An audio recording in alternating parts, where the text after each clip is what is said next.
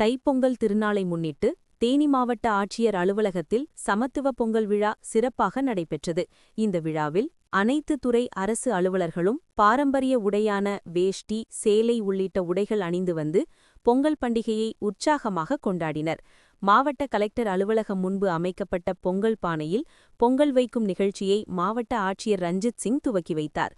தொடர்ந்து பானை உடைத்தல், உரியடித்தல், குண்டு எறிதல், சுருள்வாள் சுற்றுதல், கயிறு இழுத்தல் உள்ளிட்ட பாரம்பரிய விளையாட்டுப் போட்டிகள் நடத்தப்பட்டன. இதில் அரசு அலுவலர்கள் ஆர்வத்துடன் கலந்து கொண்டு தங்கள் திறமைகளை வெளிப்படுத்தினர்.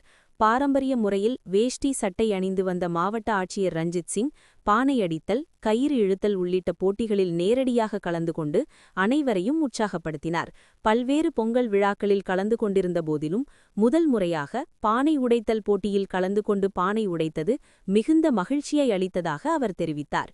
இந்த நிகழ்ச்சியில் மாவட்ட கூடுதல் ஆட்சியர், பல்வேறு துறைகளைச் சேர்ந்த அதிகாரிகள் மற்றும் பணியாளர்கள் திரளாக கலந்து கொண்டு விழாவை சிறப்பித்தனர். விழாவில் பேசிய மாவட்ட ஆட்சியர் ரஞ்சித் சிங், தமிழர் திருநாளான தைப்பொங்கல் அனைவரையும் ஒன்றிணைக்கும் பண்டிகை. அரசு அலுவலகங்களில் பணிபுரியும் அனைவரும் குடும்பம் போல ஒன்றிணைந்து இந்த விழாவை கொண்டாடுவது மகிழ்ச்சியளிக்கிறது.